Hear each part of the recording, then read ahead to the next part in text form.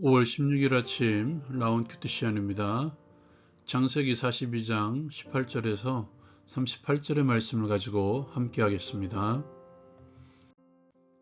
요셉은 시므온을 볼모로 잡고 막내 아우 베냐민을 데려오도록 요구합니다.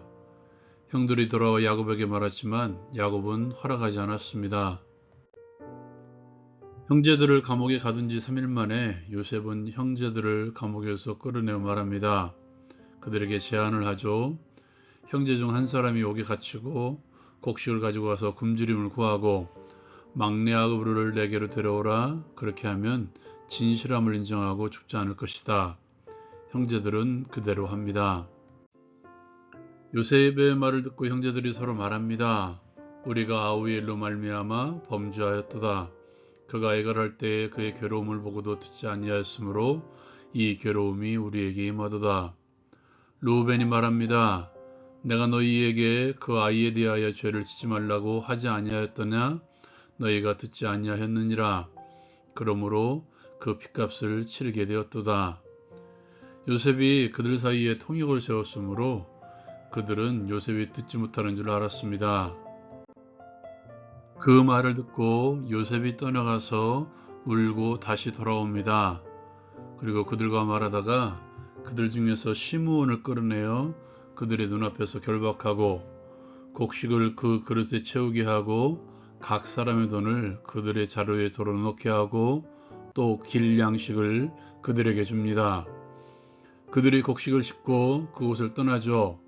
한 여관에 도달한 후에 한 사람이 나귀에게 먹이를 주려고 자루를 풀어볼 때에 자루에서 돈을 발견하게 되죠. 그가 형제들에게 말하고 그들이 떨며 서로 말합니다. 하나님이 어찌하여 이런 일을 우리에게 행하셨는고. 그들이 그렇게 가나안 땅으로 돌아와 아버지 야곱에게 그들이 당한 일을 자세히 알립니다. 자신들을 정탐꾼으로 몰아간 것, 그리고 그것을 반론하기 위해서 자신들의 출신을 말한 것, 그리고 그 사람이 한 사람을 볼모로 잡고 막내 아우를 데려오면 형제들을 돌리고 진실임을 믿겠다고 한 것을 야곱에게 말합니다. 그리고 돈 뭉치에 대한 이야기도 하죠. 그렇게 야곱과 형제들은 돈 뭉치를 보고 다 두려워합니다. 야곱이 이 말을 듣고 탄식합니다. 너희가 내 자식들을 잃게 하였도다. 요셉도 없어졌고 시므온도 없어졌거늘 베냐민을 또 빼앗아 가고자 하니 이는 다 나를 해롭게 함이라. 이 말을 듣고 르우벤이 제안합니다. 내가 그를 아버지께로 데려오지 않으면 내 두 아들을 맡기겠습니다. 그들을 죽이소서. 야곱은 이를 거절합니다. 그리고 말합니다. 만일 너희가 가는 길에서 재난이 그에게 미치면 너희가 내 흰머리를 슬퍼하며 수월로 내려가게 함이 되리라. 적용을 위해 함께 나누기를 원합니다. 먼저 이 말씀을 통해서 형들에게 조건을 제시하는 요셉에 대해서 함께 나누기를 원합니다. 형들을 사흘 만에 풀어주죠. 그리고 그들에게 조건을 제시합니다. 정탐꾼이 아님, 그러니까 진실함을 입증할 수 있는 조건을 제시하죠. 그것은 막내 아우를 데려오게 하는 것이었습니다. 요셉의 형들의 입장에서는 받아들이기 힘든 조건일 것입니다. 누가 잡혀 있을 것이며 더 어려운 것은 어떻게 베냐민을 데리고 올 것인가의 문제이죠. 오늘 말씀의 후반에도 등장하고 있지만 아버지인 야곱을 설득해서 데리고 온다는 것은 불가능한 일이었기 때문입니다. 요셉이 왜 이렇게 조건을 제시했는가? 이것을 먼저 보기보다는 그 뒤에서 역사하시는 하나님을 보십시오. 그렇게 작게 시작한 그 일로 인해서 하나님의 약속의 역사가 이루어져 가고 있다는 것입니다. 다시 말해서 우리의 작은 시작이 하나님의 약속의 물줄기를 흐르게 하는 시작점이 될 수도 있다는 것입니다. 하나님께서는 아브라함에게 약속을 주셨죠.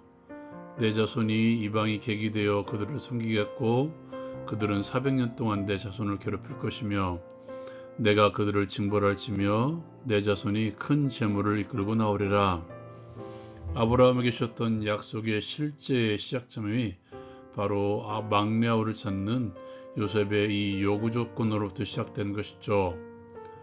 그것뿐만이 아니었습니다. 작게는 이 일을 계기로 야곱의 일가의 회복이 이루어지는 출발이 되고 있다는 것입니다. 하나님의 약속이 이루어지거나 하나님의 은혜가 우리에게 주어지는 그 출발은 그렇게 크지 않을 때가 많이 있습니다. 적절한 예가 있죠. 엘리야가 850명의 바알의 선지자와 싸우기 전에 먼저 하나님께서 엘리야에게 약속을 주셨습니다. 엘리야는 손바닥만한 구름이 하늘에 떴을 때 그것이 하나님께서 주신 신호임을 알고 아합에게 비가 올 것이라고 전합니다. 여러분 생각해 보십시오. 하늘에 떠 있는 손바닥만한 구름을 보고 하나님의 약속의 증거임을 말할 수 있는 자가 몇 명이나 되겠습니까? 엘리야는 약속에 대한 신뢰가 이것을 보게 한다는 것을 우리에게 보여주고 있습니다. 우리에게 보여주시는 하나님의 약속의 증표들은 그렇게 크지 않을 수 있습니다. 그러므로 볼 수 있는 눈을 여십시오. 그 눈은 믿음으로 출발하며 그 믿음의 출발은 전적인 의탁입니다. 오늘 말씀 가운데 요셉이 그렇죠. 자신의 꿈을 버리고 하나님의 꿈의 길로 들어섰을 때 하나님께서는 그의 삶을 통해서 당신의 약속을 이루어 가신 것입니다. 당신의 백성들을 먹이시고 입히시는 하나님이십니다. 그 하나님을 경험한 자는 믿음의 사람들이죠.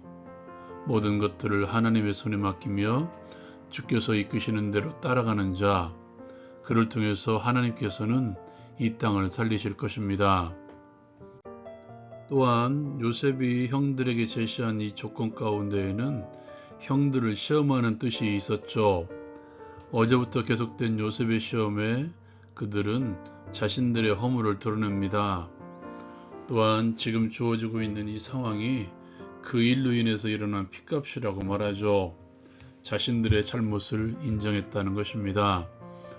어쩌면 20년 동안 묻어두었던 마음속 깊이 자리 잡고 있었던 그들의 잘못을 스스로 인정한 것입니다. 여러분은 어떻습니까? 마음 한켠에 자리 잡고 있는 불편함이 있습니까? 마음의 거리낌 때문에 비슷한 일이 다가올 때마다 생각이 나며 무거운 짐을 진 것 같은 상황이 찾아오고 있습니까? 그렇다면 다시 하나님 앞에서 꺼내십시오. 그것은 하나님께서 우리에게 기회를 주시는 것인지도 모르겠습니다.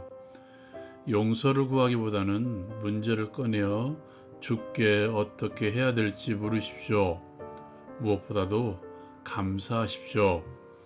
하나님의 은혜에 감사하십시오. 나를 자유케 하려고 자유를 주신 주의 십자가에 감사하십시오.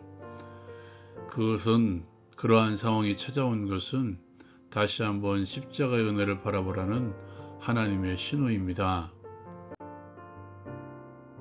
적용을 위해 함께 기도합니다. 나를 통해서 이루어 가시는 하나님의 약속의 역사를 기대합니다. 믿음으로 이루어질 것을 기대하며 모든 것을 주께 의탁하며 주를 따라가게 하옵소서. 예수님의 이름으로 기도합니다. 아멘. 주의 길을 가는 자들을 통해서 하나님께서는 이 땅을 먹이십니다. 주의 길을 가는 자들을 통해서 은혜를 주십니다. 라운큐티 마칩니다.